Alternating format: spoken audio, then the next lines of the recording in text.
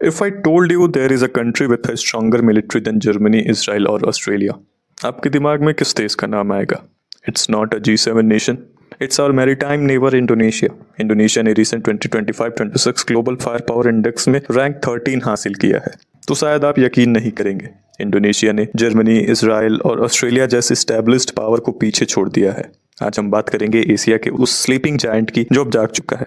हम डिकोड करेंगे कि कैसे इंडोनेशिया अपनी मिलिट्री को मॉडर्नाइज कर रहा है, क्यों वो अपनी कैपिटल जकार्ता से हटाकर बोर्नियो ले जा रहा है, और सबसे इंपॉर्टेंट, इस न्यू सुपर पावर का इंडिया के लिए क्या मतलब है। सबसे पहले नंबर्स पर नजर डालते हैं। ग्लोबल फायर पावर इंडेक्स 2026 के हिसाब से इंडोनेशिया टॉप 15 में आ चुका है। उनका डिफेंस बजट 2026 के लिए लगभग 187 ट्रिलियन रुपया यानी 11.1 बिलियन यूएस डॉलर के आसपास आ गया है। सुनने में ये नंबर चाइना या इंडिया के सामने छोटा लग सकता है, लेकिन यहाँ स्ट्रेटेजी इंपॉर्टेंट है, अमाउंट नहीं। इंडोनेशिया की मिलिट्री डॉक्ट्रिन ट्रेडिशनली डिफेंस पर फोकस करती है, लेकिन नए प्रेसिडेंट प्रबोवो सुबियांतो जो एक खुद फॉर्मर स्पेशल फोर्स जनरल है, उन्होंने इसे बदल दिया है। उनका क्लियर मानना है वीकनेस इनवाइट्स एग्रेशन। इसलिए इंडोनेशिया अब मिनिमम एसेंशियल फोर्स से आगे बढ़कर ऑप्टिमम एसेंशियल फोर्स की तरफ जा रहा है, और इसका सबसे बड़ा सबूत है उनकी रिसेंट शॉपिंग लिस्ट। यहाँ एक बहुत इंटरेस्टिंग कोइंसिडेंस है जो इंडियन व्यूअर्स को समझना जरूरी है। फॉर डिकेड्स इंडिया ने रशियन वेपन्स यूज किए हैं, सुखोई 27 और सुखोई 30, लेकिन जनवरी 2026 में सीन पूरी तरह बदल गया। इंडोनेशिया ने रशिया से नहीं बल्कि फ्रांस से 42 राफेल फाइटर जेट्स की डील फाइनल की,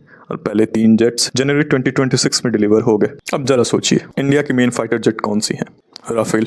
इंडोनेशिया फ्यूचर में कौन सी जेट्स यूज करेगा? राफेल। सिर्फ हवा में नहीं, समंदर में भी यही कहानी है। इंडोनेशिया ने फ्रांस के साथ 2 स्कॉर्पियन इवॉल्व्ड सबमरीन्स का कॉन्ट्रैक्ट साइन किया है, जो उनकी पीटी पैल शिपयार्ड में बनेगी। ये वही स्कॉर्पियन क्लास है जो इंडियन नेवी यूज करती है, बस इंडोनेशिया वाला वर्जन थोड़ा सा एडवांस है क्योंकि उसमें लिथियम आयन बैटरीज हैं। जियोपॉलिटिक्स में इसे इंटरऑपरेबिलिटी कहते हैं। जब 2 पड़ोसी देश सेम प्लेटफॉर्म यूज करते हैं तो फ्यूचर में लॉजिस्टिक्स, ट्रेडिंग और जॉइंट ऑपरेशंस करना बहुत आसान हो जाता है। बिना किसी फॉर्मल अलायंस के इंडिया और इंडोनेशिया हार्डवेयर ब्रदर्स बन चुके हैं। लेकिन वेपन्स से ज्यादा इंपॉर्टेंट है लोकेशन। दुनिया का 40% ट्रेड और चाइना का 80% ऑयल मलक्का स्ट्रेट से गुजरता है। इंडिया इस स्ट्रेट के वेस्टर्न एंट्री पॉइंट पर बैठा है, लेकिन इंडोनेशिया इसके सदर्न एग्जिट और बाकी दोनों रास्तों को कंट्रोल करता है। अगर कल को कोई बड़ा कॉन्फ्लिक्ट होता है तो इंडिया और इंडोनेशिया मिलकर इस गेट को बंद कर सकते हैं। इसलिए मिलिट्री एक्सपर्ट्स कहते हैं Indonesia is the gatekeeper of the Pacific. China इस बात को अच्छे से जानता है, और यही वजह है कि चाइना साउथ चाइना सी में अग्रेसिव हो रहा है, स्पेसिफिकली नॉर्थ नटूना सी में, जो इंडोनेशिया का एक्सक्लूसिव इकोनॉमिक जोन है। यहीं पर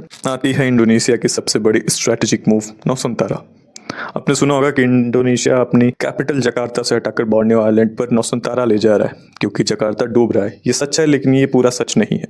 डिफेंस पॉइंट ऑफ व्यू से देखें तो जकार्ता जावा सी में सेफ जोन में था, लेकिन नौसंतारा नॉर्थ में है, डायरेक्ट साउथ चाइना सी और मलेशिया बॉर्डर के पास। अपनी कैपिटल को वहां मूव करके इंडोनेशिया ने इफेक्टिवली अपना centre of gravity front line पर रख दिया है। ये चाइना के लिए एक सिग्नल है कि इंडोनेशिया अपने नदर्न वाटर्स को लेकर कितना सीरियस है। अब उनकी नेवी और एयरफोर्स का फोकस साउथ से हटकर नॉर्थ की तरफ शिफ्ट हो गया है। तो इंडिया के लिए इसका क्या मतलब है? इंडिया का इंदिरा पॉइंट और इंडोनेशिया का प्रोविंस के बीच की दूरी बहुत कम है। हम मैरीटाइम नेबर्स हैं। हिस्टोरिकली चोला एम्पायर के टाइम से हमारे रिलेशन स्ट्रांग रहे, हालांकि उस वक्त नेवल रेड्स भी हुई थी, पर आज का कॉन्टेक्स्ट बदल गया है। इंडिया फिलहाल इंडोनेशिया का साबांग पोर्ट डेवलप करने में इंटरेस्टेड है। अगर ये प्रोजेक्ट इस फुल स्केल पर एग्जीक्यूट होता है तो इंडिया को मलक्का स्ट्रेट के माउथ पर एक डायरेक्ट एक्सेस मिल जाएगा। एक स्ट्रॉन्ग इंडोनेशिया जो चाइना के प्रेशर में नहीं झुके, इंडिया के इंटरेस्ट में है, क्योंकि अगर इंडोनेशिया कमजोर पड़ गया तो चाइना का इन्फ्लुएंस इंडियन ओशियन तक पहुंच जाएगा। कंक्लूजन सिंपल है, इंडोनेशिया अब सिर्फ बाली और टूरिज्म के लिए नहीं जाना जाएगा। रैंक 13 पर पहुंचकर और राफेल, स्कॉर्पियन जैसे हाईटेक एसेट्स खरीदकर इंडोनेशिया ने क्लियर कर दिया है कि वो एशियन जियोपॉलिटिक्स में एक मेजर प्लेयर बन चुका है। इंडिया के लिए एक परफेक्ट पार्टनर है। दोनों नॉन अलाइंड है, दोनों डेमोक्रेटिक है, और दोनों की सिक्योरिटी कंसर्न सेम है। फ्यूचर में अंडमान टू के एक नया स्ट्रेटेजिक वॉल बन सकता है जो